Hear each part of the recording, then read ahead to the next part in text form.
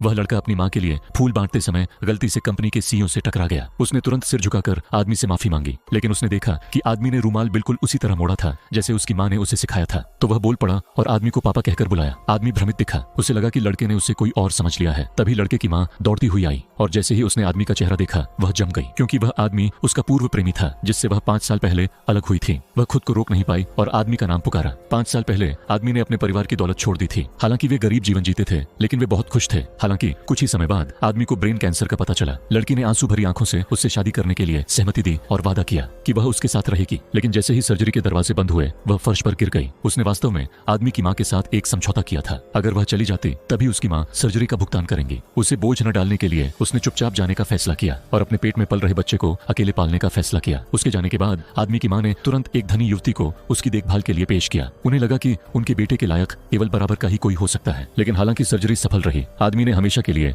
बच्चे पैदा करने की अपनी क्षमता खो दी। उसकी माँ को तुरंत अपनी गर्लफ्रेंड को भगाने का पछतावा हुआ। अब अपने पूर्व प्रेमी के साथ फिर से मिली। महिला की हिम्मत नहीं हुई कि वह उसकी आंखों में देखे। उसने अपने बेटे को दूर ले जाने की कोशिश की, लेकिन लड़के ने आदमी को गले लगाया और जिद की कि वह जरूर उसका पिता होगा। आदमी ने लड़के को धीरे से समझाया कि उसकी कभी शादी नहीं हुई और उसके लिए बच्चा होना संभव नहीं था। महिला ने अपने बेटे का हाथ पकड़ा, जाने को तैयार थी, लेकिन वह लगभग एक कार से टक्कर खा गई। आदमी ने भागकर उसे संभाला और जैसे ही उसने उसका चेहरा देखा उसे लगा कि वह इस महिला को जानता है, लेकिन सर्जरी के बाद से वह अपनी पिछली सभी यादें खो चुका था। उसने महिला से पूछा कि क्या वह उसे जानती है। यह महसूस करते हुए कि उसे एमनेसिया स्मृतिलोप है, महिला ने राहत की सांस ली और तुरंत कहा कि वे एक दूसरे को नहीं जानते। जैसे ही आदमी को उस पर शक होने लगा उसकी मंगेतर अचानक आ गई। धनी महिला ने उसे तुरंत आदमी की पूर्व प्रेमिका के रूप में पहचान लिया, क्योंकि आदमी की याददाश्त खोने के बाद उसने पूर्व प्रेमिका होने का नाटक किया था ताकि वह उसकी मंगेतर बन सके। उसने महिला के सामने शेखी बघारी कि वह जल्द ही आदमी से शादी करने वाली है। यह सुनकर महिला ने घबराकर कहा कि उसे काम है और अपने बेटे के साथ चली गई। घर लौटने के बाद उसे एक ऑर्डर मिला। एक ग्राहक ने उसकी दुकान का सबसे महंगा केक ऑर्डर किया था। महिला खुश हो गई।